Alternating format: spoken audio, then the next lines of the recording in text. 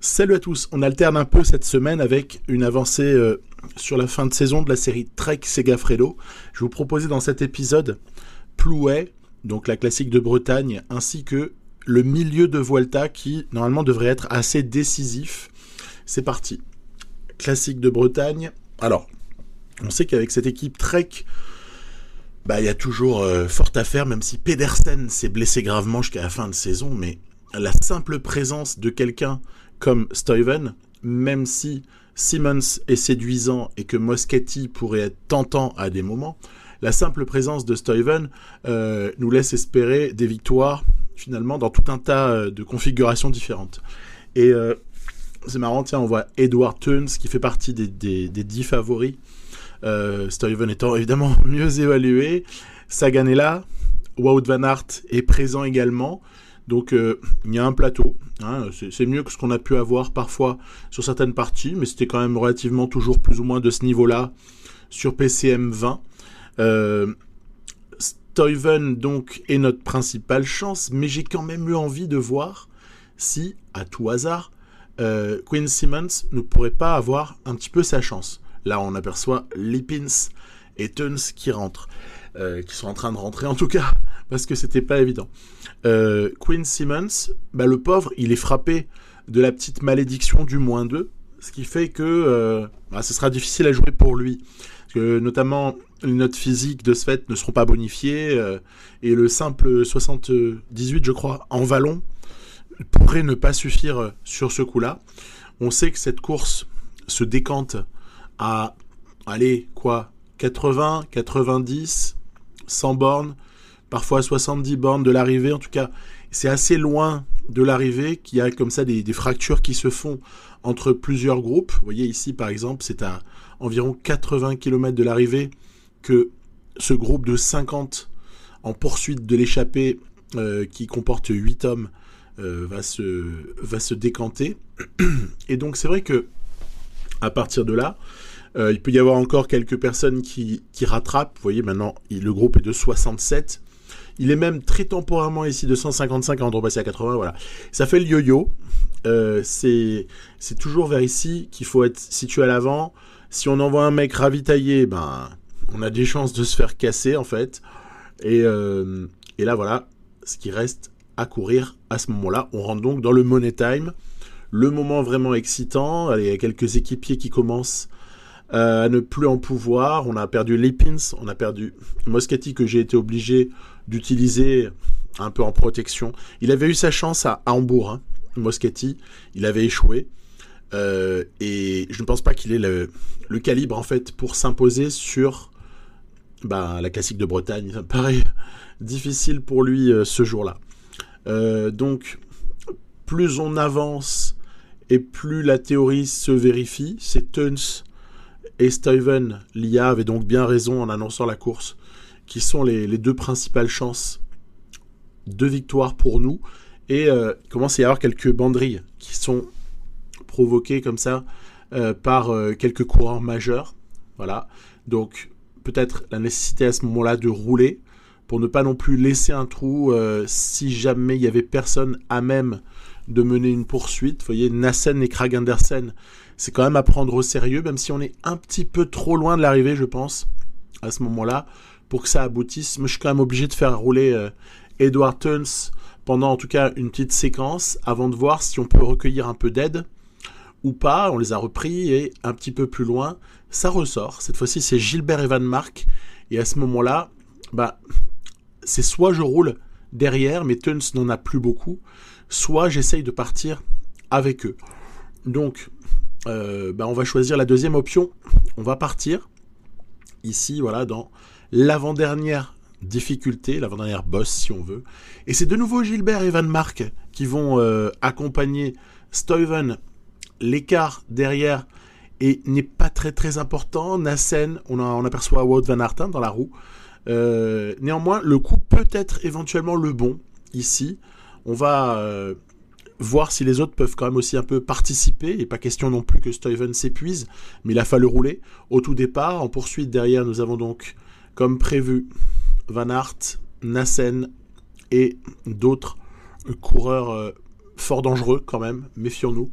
Donc voilà. Le coup sera-t-il le bon? Ça revient, regardez, ça revient. Ça revient et... Ouais, mais on va provoquer quand même la ressortie, en fait. On va essayer de ressortir de ce groupe-là, à quelques kilomètres, moins de 5 kilomètres de l'arrivée. Donc gros effort de Stuyven. Après, une fois que le trou est légèrement fait, je me cale dans la roue de Gilbert, ne sachant pas réellement si c'est Gilbert ou Van Mark dont il fallait privilégier la roue. Qui est-ce qui va lancer en premier? C'est Van Mark. Attention, Van Mark lance en premier. Stuyven a les moyens normalement de maintenir, oui, un petit écart avec Van Mark. Ça aurait été quand même délicat. 3, même 4 Belges dans les 4 premiers. Joli tir groupé.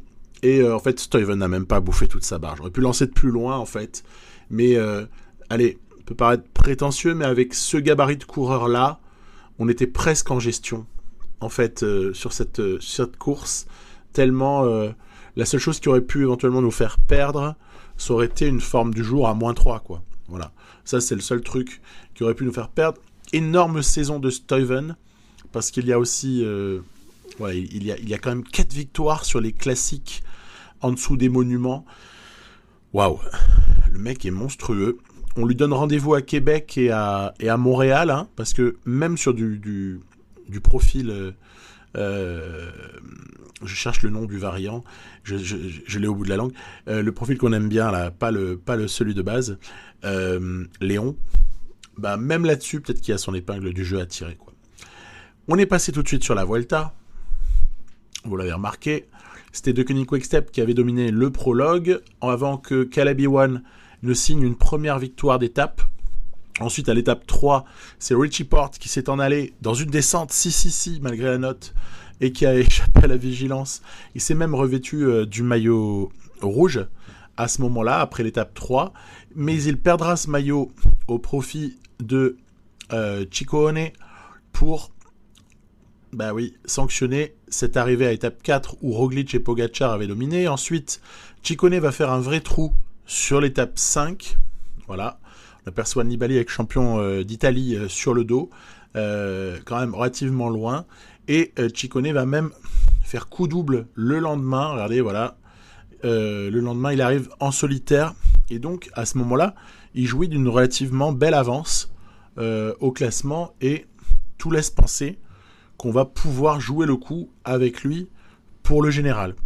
L'équipe, en plus, autour de lui est forte. Alors qu'on aperçoit ici Caleb Ewan, voilà, qui s'impose devant Bennett sur l'étape 7. Et le général, à ce moment-là, on voit que la principale chance pour nous, c'est Ciccone. Attention à Pogačar, Alaphilippe et Roglic, parce que les écarts peuvent vite être bouchés. Je rappelle qu'il y a un contre-la-montre pas loin. Puis à voir ce que Nibali peut donner. Nibali n'est pas prévu sous pic, en fait, sur cette Vuelta. C'était impossible de récupérer un pic dès le début de Vuelta ou même dès le milieu de Vuelta en vertu du pic de forme qui avait été fait pour Nibali sur le Tour de France. Et donc, je ne sais pas si c'est la meilleure carte. Voilà. En tout cas, ce qui est clair, c'est que l'étape suivante, la 8, promet quand même son lot de difficultés. Et rien que là, déjà, on peut se demander qui va émerger, en fait. Est-ce que, finalement, le physique de Nibali, qui est un peu supérieur à celui de Ciccone, va faire la diff, même si Nibali a perdu des notes, hein. Ou est-ce que, avec du +3 pour les deux, on va réussir à peut-être... je sais pas, moi, limiter la casse, qu'est-ce qui peut se produire, un incident de course aussi, hein, on peut y penser. Toujours est-il que j'essaye d'allumer un peu des mèches sur ce début d'étape. C'est une étape qui est promise comme excessivement difficile. Vous voyez, il y a pas mal de Sunweb à l'avant, c'est rigolo. Ils sont 4, avec notamment Tige Benoît et Mark Hirschi, on a Tousfeld et Aga. Et après avoir durci considérablement la course, en fait, dans un premier temps, cette première grosse difficulté là, je commence quand même à me dire qu'on risque de s'essouffler si on poursuit les choses avec un peu trop de violence. Du coup, j'arrête un petit peu quand même de faire ce forcing là, et j'attends peut-être un peu laisse passer le milieu d'étape, voire même on ne réattaquera peut-être les hostilités que vers les 2 tiers. À voir. En tout cas, ici, je devais être animé d'un sentiment offensif ce jour-là, à vouloir provoquer les choses. Parce qu'en fait, là, je retente avec Porte là, de mettre un peu en difficulté les favoris, voire même certains outsiders. On sait très bien quelle est la problématique d'une Vuelta sur Pro Cycling Manager. Est-ce que ça aura été corrigé? Est-ce que ça aura été je dirais repensé un petit peu par les concepteurs du jeu? Toujours ces histoires de programmation de l'IA qui a du mal à gérer ses fins de saison. A priori, ça fait partie des annonces pour PCM 2021. C'est une meilleure gestion de la planification, je le cite de mémoire, pour le Tour de France et pour la fin de saison, dont la Vuelta. Donc, on peut espérer peut-être mieux. Ce qui est sûr, c'est que là, on vit encore sur les constats qu'on avait déjà pu faire un certain nombre de fois en fait sur ce jeu. On a tous remarqué que beaucoup de leaders principaux étaient cramés quand ils arrivaient au moment de la Vuelta. Bon, c'est comme ça. Et ici, dans la partie, il y en a aussi qui doublent Tour de France et Vuelta, hein. Donc, à la limite, qu'ils aient du mal en début de Vuelta n'est pas non plus un scandale. Ce qui compte, c'est de voir comment ils finissent, hein, certains. Donc, on roule un peu ici. J'essaie de rouler avec Nibali, avec Ciccone dans la roue. Et puis après, évidemment, on lui crée la cassure. On crée la cassure à Vincenzo pour voir un petit peu de quelle façon est-ce que tout ça va réagir. Oui. J'ai voulu quand même tenter mon coup parce que Nibali n'a pas encore de victoire d'étape sur cette Vuelta et j'ai bien envie d'en avoir une. Donc voilà, je fais suivre avec Ciccone les contre-attaquants. On mesure un peu qui est le plus fort ou qui sont les plus forts parmi les rivaux pour le général. Julien Alaphilippe semble en fait tout à fait en mesure de jouer le général, hein. Il est très très fort. Et Thibaut Pinot a bien résisté sur cette étape-là. Et sinon, pour moi, le deuxième qui est très très fort, c'est également Primož Roglič. En tout cas, étape après étape, c'est ce qui apparaît. Nibali sera un peu court. On sera repris comme ça sur la fin. Et justement, tiens, les mecs que je vous ai nommés juste avant vont venir coiffer tout le monde sur la ligne. Nibali, en fait, va même y perdre quelques secondes. Après, bon, c'est pas non plus le drame absolu. Encore une fois, je joue plutôt avec Ciccone, donc bon, voilà, pas grave. Fait prendre du retard volontairement ici à Mollema, par exemple. On a vu Buchmann qui a craqué sur cette étape-là. Mollema, c'est pour qu'il puisse partir en échappée. On a tant qu'à ce qu'il perde du temps, alors au moins qu'il devienne pas dangereux au général, et comme ça, on pourra éventuellement entrevoir des choses avec lui. Bon, l'opération, en tout cas, n'est pas non plus flagrante. Le général n'a quand même pas non plus évolué de ouf sur ce coup-là. Arrivé au sommet, sur l'étape suivante, celle-là, elle peut nous intéresser, parce qu'il y a pas mal de choses qui peuvent se jouer sur cette ascension finale, qui est assez longue. Elle fait appel beaucoup plus que d'autres. Elle va faire appel à la note de montagne, hein, notamment. Donc, à voir un petit peu sur celle-là comment ça se passe. Ciccone à plus 4. Oui, je suis béni un peu sur cette Vuelta. Le plus 4 de Ciccone, en fait, n'a rien de surprenant. Mais ce qui surprend, ce sont les formes assez positives pour Vincenzo Nibali. Et après, il faut quand même se souvenir d'un truc, c'est que ce qui les impacte, ça n'est pas seulement le fait d'être sous pic de forme.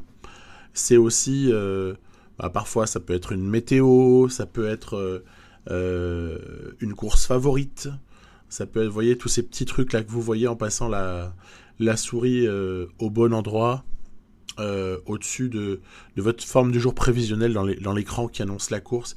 Et là, on peut se rendre compte en fait que Nibali n'a beau ne pas être sous pic, il est quand même avec des pronostics positifs à plus 1, plus 2 à chaque étape, quoi.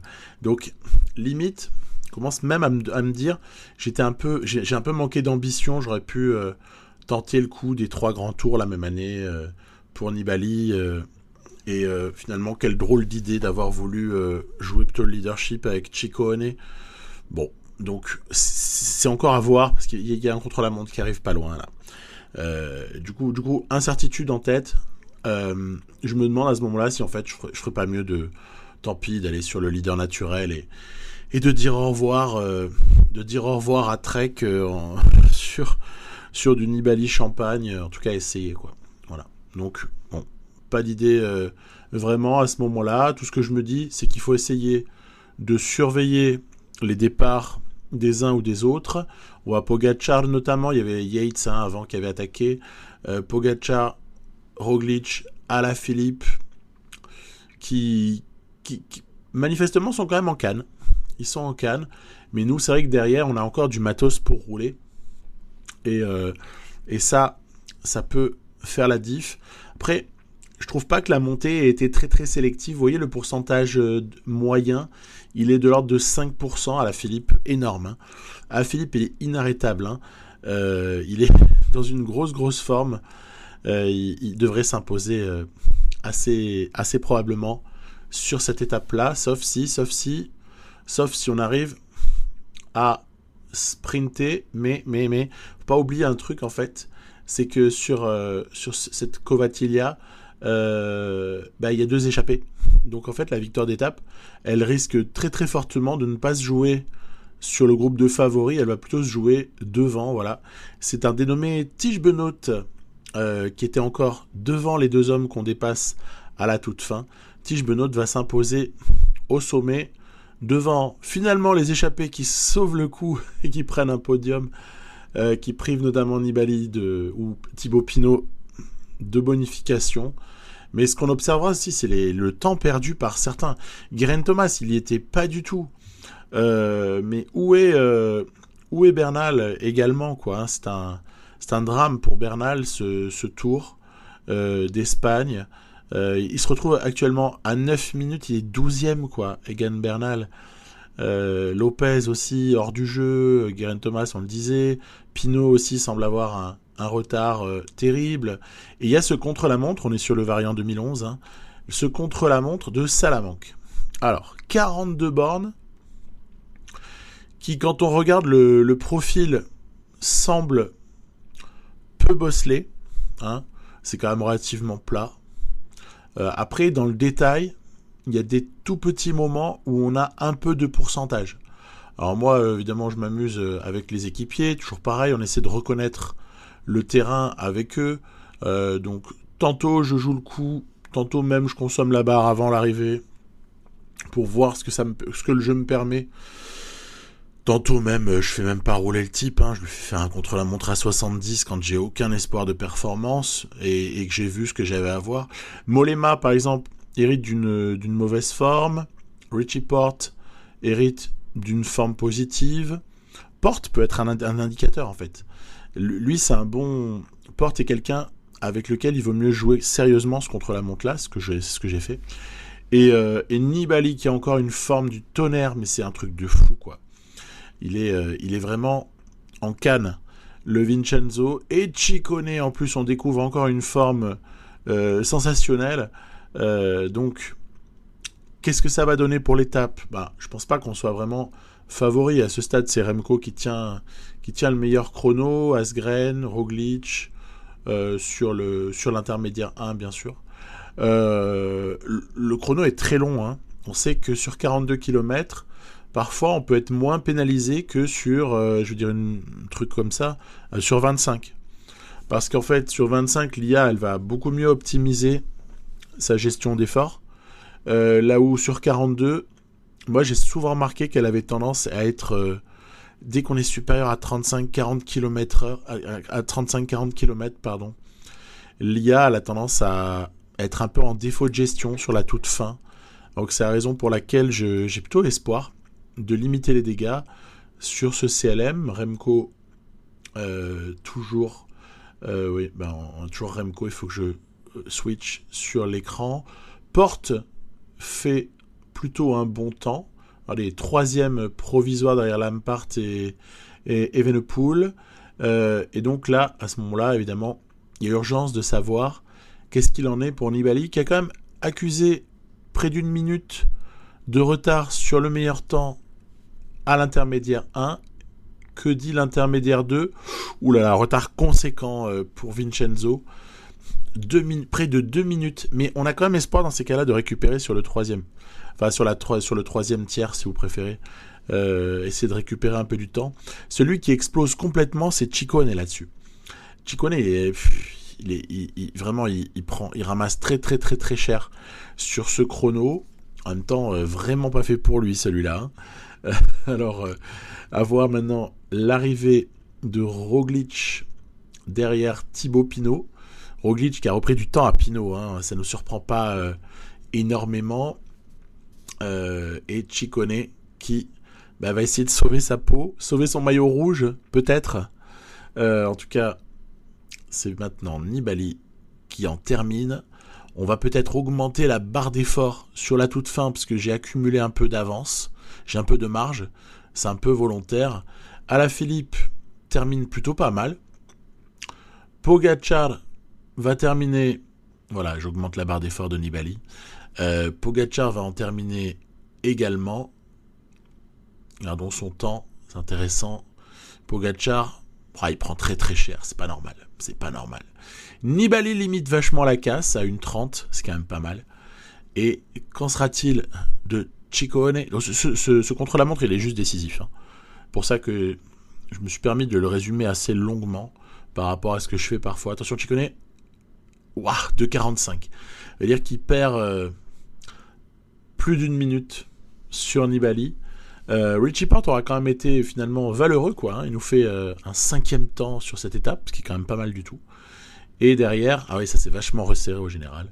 Ciccone a perdu énormément de l'avance dont il disposait. Le grand perdant du jour, Ciccone. Hein. Et en plus, ça enchaîne le lendemain avec une jolie étape 11, avec de nouveau, une arrivée au sommet.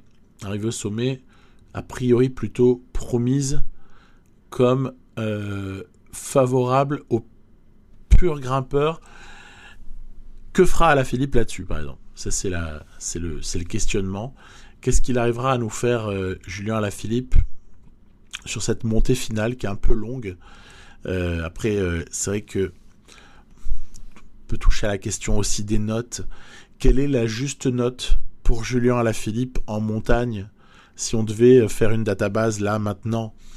Quelle est la juste note de tout un tas de coureurs, d'ailleurs, hein? En quoi est-ce que le jeu va, je dirais, sanctionner certaines différences de notes dans tel ou tel domaine? Quelle est l'influence de certains choix qu'on peut faire? C'est des questions que je me pose. Moi, j'ai vraiment pas les réponses à ces questions-là.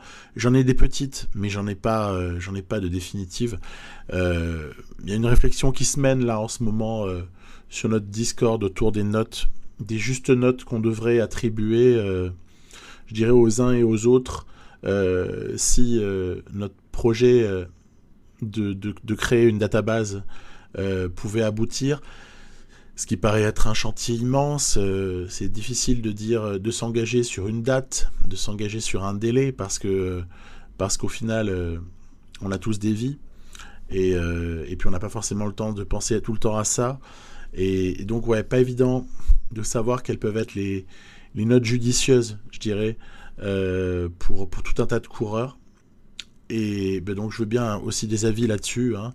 Est-ce qu'il faut fonctionner par échelle? Est-ce qu'il faut, échelle de valeur, je veux dire, et faire un classement quelque part, dire, voilà, un tel méritant, parce qu'il est le 3e meilleur grimpeur, etc. Vous me suivez, quoi.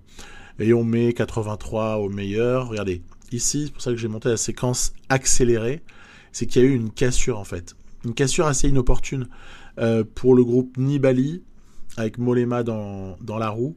Alors là, par exemple, Nibali rentre sur un 2e groupe. Nibali, il était 2 groupes derrière le groupe Ciccone plus favori. Hein. Donc là, c'est un moment un peu bizarroïde.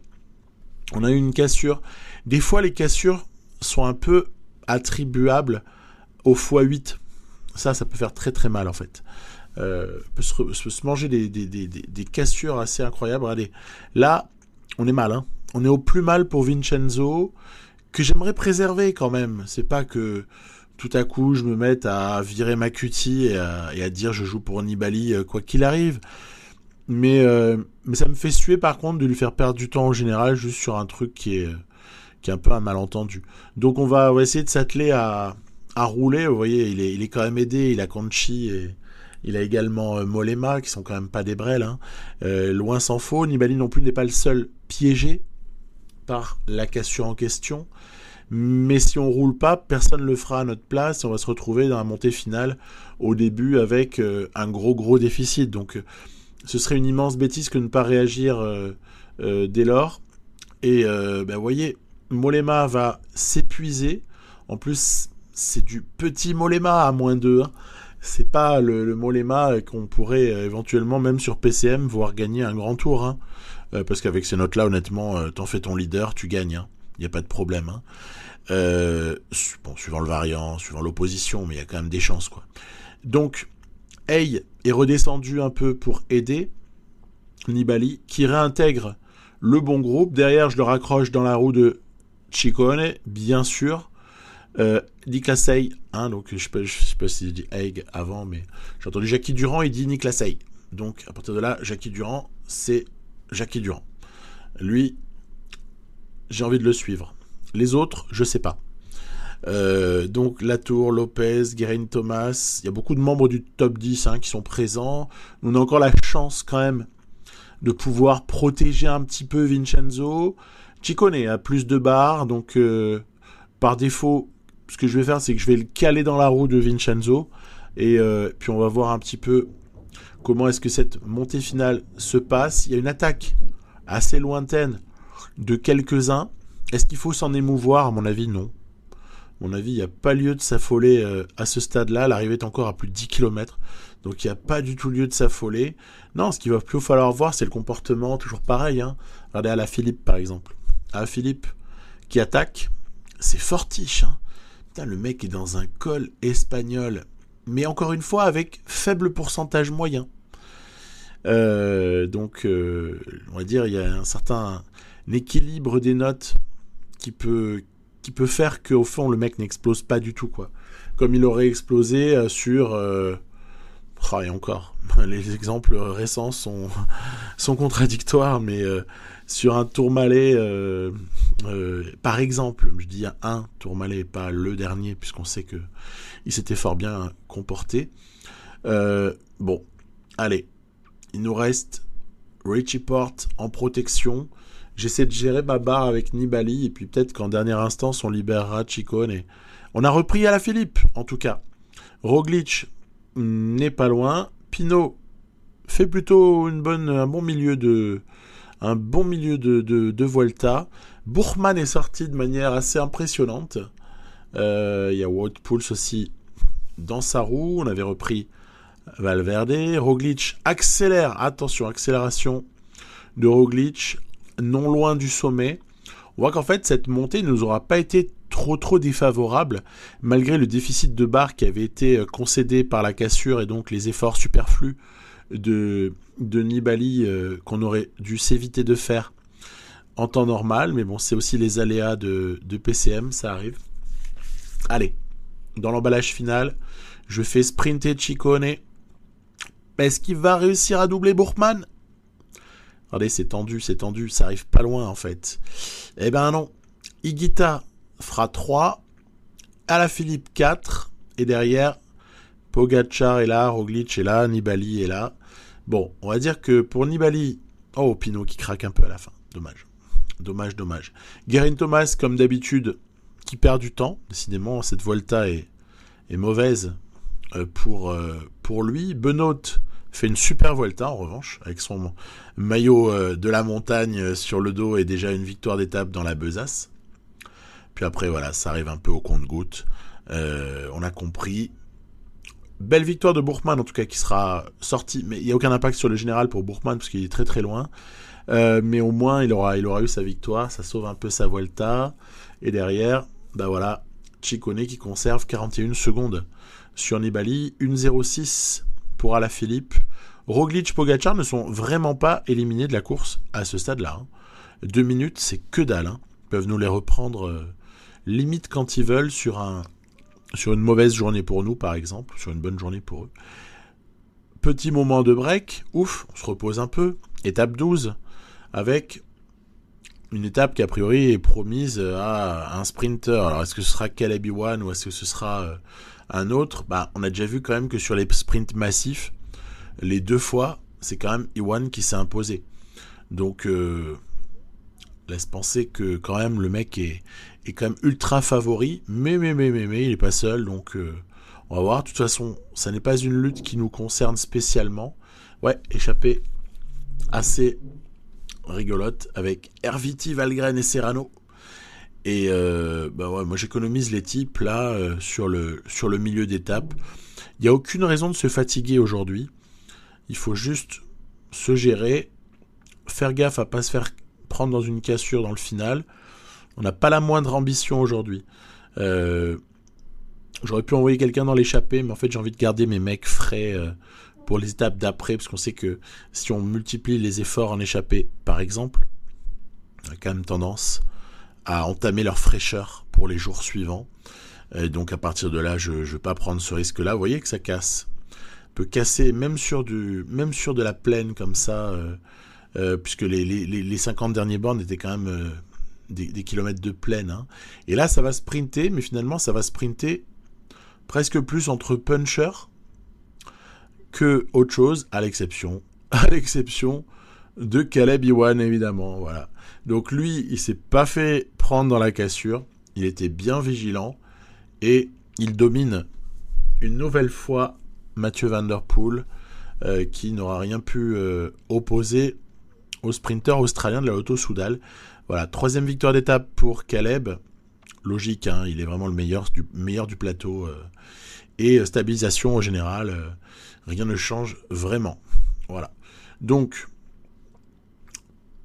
on est tranquille. On va pouvoir aborder l'étape suivante, qui est la 13. Donc voilà, classement de la 12. On notera la jolie place de Higuita, hein, qui fait 2 quand même. Hein.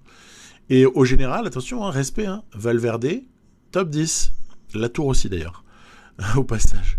Une arrivée à Ponferrada, tiens, ça rappelle ça évoque plein de choses évidemment, Ponferrada, les mondiaux entre autres, et une étape qu'on pourrait qualifier d'assez accidentée, mais sans pour autant qu'il y ait une arrivée qui semble faire une sélection de fou. Donc a priori,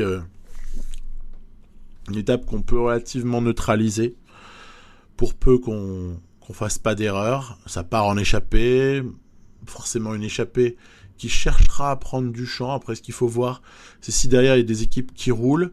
Moi, je vais pas chercher à rouler délibérément, en tout cas dans un premier temps. Il y a que si je vois qu'on est à une distance raisonnable, ou que je vois que j'ai une opportunité de forme très positive, que je chercherai à le faire. Mais en l'occurrence, là, avec Nibali à -2, je n'ai aucun intérêt à muscler la course dans la principale ascension du jour. Surtout pas se mettre en danger, c'est loin de l'arrivée. Donc à partir de là, on n'a pas beaucoup à bouger. Juste maintenir des positions au sein du peloton. Voilà, on va attaquer le fameux Puerto de Ancares. Donc celui-là est quand même conséquent. Hein. Quand on voit la topographie du truc, ça fait quand même mal. Notamment le final quand même est assez costaud, quoi. Il y a vraiment du rouge, hein, avec du max à du maximum. Je sais plus à combien est le maximum sur ce Puerto, mais il est clairement, vous voyez, quand on est dans le noir, c'est qu'on est quand même dans les 10, hein, minimum. Hein. D'ailleurs, regardez, 11 sur ce passage-là, qui est très très difficile. Tiens, Egan Bernal qui est sorti de sa boîte. On a donc vraiment une fin d'ascension qui est quand même difficile. On va essayer de faire en sorte quand même. Ouais, j'ai roulé quand même. Quand j'ai vu que Nibali il avait la marge pour franchir le sommet sans retard sur les principaux favoris, je me suis dit que Ciccone, de toute façon, il suivait naturellement avec son petit +3 là, et qu'après on n'avait pas grand chose à fournir pour être dans le bon groupe. Le seul qui s'est fait avoir, c'est Porte, parce qu'il s'est fait lâcher dans le début de la descente par le groupe qu'on aperçoit juste devant avec Geraint Thomas et Pierre Latour. Mais à part ça, pas de problème. Si Lia s'excitait un petit peu, c'est parce qu'il y avait Valverde dans le groupe qui est juste devant celui des favoris. Du coup, ça force un peu Lia à rouler. Mais bon, je sais pas ce qu'on peut espérer sur cette étape-là, en fait. Victoire d'étape, moi, elle me semble promise. Victoire d'étape me semble promise à quelqu'un comme Alaphilippe. Faut voir si Mathieu Van Der Poel est présent. Je ne l'aperçois pas. Donc, ouais, sinon ça aurait pu être pour lui. Mais bon, ça va peut-être être en fait davantage pour l'échappée, puisque vous avez un homme en fait qui est devant et qui est parti depuis relativement longtemps. Voilà, qui va s'imposer, c'est Zakharine. Donc, victoire d'étape pour quelqu'un qui s'est échappé de loin. Et pour ce qui est du sprint, tiens, encore des petites bonifications là pour Julien Alaphilippe. Et puis derrière, on va arriver sereinement. De toute façon, on n'était pas en capacité de la gagner. Je crois qu'en fait, Zakharine, je vais être plus précis, il est sorti dans la dernière difficulté en fait. Il n'est pas sorti aussi loin. Et en fait, le peloton a laissé faire. Parce que personne n'avait vraiment les moyens de rouler dans un premier temps. Après, il avait suffisamment d'écart pour que plus personne ne cherche à reprendre. Et donc, fatalement, victoire assez facile pour le meilleur ami de Nance Peters. Voilà. Étape 13, terminée. Classement, pour ainsi dire, inchangé. On passe maintenant à l'étape 14. La dernière que je vous propose aujourd'hui sur cette vidéo. Mais avec quelques difficultés relativement impressionnantes. Donc une étape décisive là encore. Puis après on verra ce qui reste à disputer sur cette Vuelta 2011. Alors déjà, petit examen des formes du jour. On voit qu'on est pas mal servi. Mais on n'est pas non plus... on n'est pas cheaté non plus. On a juste ce qu'on mérite en fait. Plus 3, plus 2, voilà, c'est ce qu'on mérite avec les types concernés. Il y a de vraies difficultés. Toute la question est de savoir si on va sortir ou pas. Est-ce que je place quelqu'un à l'avant ou est-ce qu'on fait différemment les choses et on attend plutôt que les difficultés arrivent pour, de façon pyramidale, je dirais, protéger les coureurs les plus importants avec, en dernière instance, le choix entre Nibali et Ciccone. Donc, je vous ai passé tous les détails de la première moitié d'étape, parce que ça n'était pas très très important, puisqu'on arrive ici par contre dans un premier moment où il y a du pourcentage, c'est ce Puerto de Ventana, et oui, là on voit que quand même il y a du danger, parce que si certaines équipes se mettent à rouler, et c'est le cas, certains équipiers pourraient vite être impactés. Alors l'échappée, elle a que 4 minutes, c'est rien en fait. 4 minutes, c'est vraiment pas grand-chose vu ce qui reste à grimper. Nous, en fait, on boit du petit lait. Hein. On va déprotéger tout le monde en vue de la descente, histoire de minimiser les risques de chute. Voilà, comme ceci. Et puis on va peut-être en profiter pour aller chercher quelques bidons. Et ensuite, attaquer le Puerto de San Lorenzo, qui, lui, il propose de vrais forts pourcentages avant une dernière ascension du jour qui, dans sa dernière partie, en comporte, mais dans sa première partie, n'est pas non plus hyper sélective. Donc, peinard. Hein. Moi, j'ai envie de dire, même à des moments, je m'autorise à traîner comme ça en milieu de groupe, parce qu'il n'y a pas de pression particulière. Le seul cas où ce serait malheureux, c'est s'il y avait commencé à y avoir des favoris qui attaquent de très très loin, mais le jeu a été un peu patché. Là, vous vous souvenez, c'était quand? C'était en septembre-octobre qu'il y a eu un patch pour peut-être essayer de maîtriser un petit peu plus les choix stratégiques des principaux leaders de l'IA et pour éviter de les faire attaquer de trop loin et finalement leur faire des choix qui ensuite les tuent, quoi. À l'image de ce que je vous avais montré et que sûrement tout un nombre d'entre vous, attention, c'est barré devant, mais on va essayer de revenir. Ce que je vous avais montré à un moment donné avec Movistar, c'était cette espèce d'attaque suicidaire de Egan Bernal qui ensuite se fait cueillir dans l'Alpe d'Huez par un travail d'équipe qui termine par une victoire d'Higuita. Là, je pense que ça a été corrigé. J'ai plus vu d'attaque suicidaire depuis plusieurs mois sur les grands tours comme ça de la part de leaders principaux. Allez, ça s'était échappé, il y avait une petite cassure dans le groupe de favoris sur la toute fin de l'ascension précédente. Et là, ça a tendance à ressortir, mais de manière relativement désordonnée. Je pense pas que l'attaque, par exemple ici, d'Alaphilippe soit le meilleur choix du monde. Je pense que s'il avait du jus, il aurait mieux valu attendre. Mais on peut pas considérer ça non plus comme une attaque suicidaire, surtout qu'on n'a pas encore vu l'aboutissement. Peut-être qu'il va aller la gagner, cette étape. En tout cas, les échappés sont repris. Ils ne résistent pas bien longtemps à la forme exceptionnelle du puncher français. Allez, on est obligé de rouler.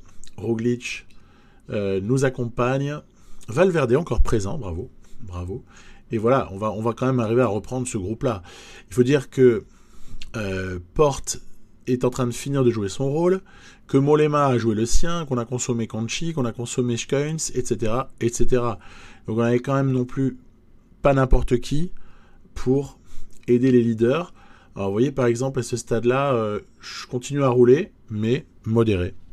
C'est-à-dire que je vois pas la nécessité, après tout on est devant, hein. On est devant au classement, il n'y a plus de contre-la-montre.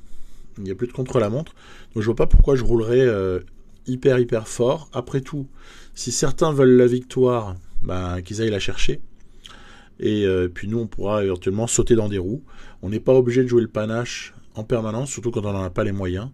Et donc, vous voyez, assez paisiblement, on va mettre un effort en dessous de 60 sur cette fin d'étape de la part de Nibali. Et après, il va falloir essayer de sprinter pour voir si on ne pourrait pas gagner cette étape-là. Alors, je vais tenter plutôt qu'une attaque, je vais tenter le départ curseur. C'est rigolo, ça. Départ curseur abusé, en grosse intensité.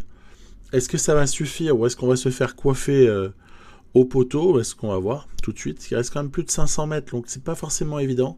Regardez, il va rester un petit peu plus de niaque dans les jambes d'Alejandro Valverde, qui décidément fait une très bonne Vuelta, et de Sergio Higuita qui s'impose au sommet devant Nibali 3e qui prend une bonif, avec légère cassure sur le groupe Roglic, Ciccone, Alaphilippe, ce qui fait qu'on va avoir un petit rapproché au classement à ce moment-là. J'ai pas voulu trahir Ciccone, hein. C'est juste que je me suis dit à un moment donné, je voulais voir ce qu'il y avait dans le ventre des uns et des autres, et quand tu fais ça, tu le fais jamais avec ta première carte, tu le fais souvent avec ta deuxième ou troisième si tu en as une carte. En tout cas, moi, c'est ma manière de jouer. Et en l'occurrence, on a vu, c'est qu'en fait, Roglic et Alaphilippe notamment étaient pas loin de la rupture. Et d'ailleurs, ça aura coûté quelques secondes à ces deux-là, ainsi qu'à Ciccone. Rapproché au classement général de l'ami Vincenzo Nibali, qui revient à 15 secondes de Ciccone. C'est-à-dire qu'en fait, tout est remis en question à ce moment-là. Cette fin de Vuelta s'annonce vraiment indécise en fait, même si, on va le regarder dans quelques secondes, il reste plus non plus de très gros rendez-vous en pagaille, hein. C'est pas une fin totalement folle. Le milieu de Vuelta était le plus difficile, le plus dense en termes de difficulté. On se retrouve donc avec Alaphilippe à 1,17, donc à 1 minute 02 de Nibali. Roglic en embuscade. Après, pour le reste, ça semble terminé, hein. Tous les autres ne feront qu'un classement d'honneur. Qu'est-ce qui reste à voir? Regardez. On va regarder tout de suite ça. Qu'est-ce qui reste? Il reste une étape 15 quand même avec l'Angliru. Donc bon, ça se respecte. L'Angliru, c'est quand même costaud. À voir là aussi ce que peut faire Alaphilippe sur l'Angliru, j'ai hâte de voir. Derrière, la 16 est plutôt dévolue au sprinter. On attend Caleb Ewan pour une 4e victoire. La 17 me paraît pas être propice à d'énormes différences en fait. Et un puncher n'est pas désavantagé sur celle-là, surtout un puncher de la trempe d'Alaphilippe avec les notes en question. La 18, pareil que la 19, hein, c'est pas très difficile, honnêtement. Et la 20 non plus n'est pas inenvisageable pour n'importe qui. Donc en fait, il n'y a pas de grosse différence, puis la 21 est une formalité. Il n'y a pas de grosse différence à prévoir sur certaines étapes. Donc tout se jouera sur la 15 et la 17 probablement pour le général. Je vous donne rendez-vous dans un épisode prochain, 15, pour finir tout ça. Bye bye.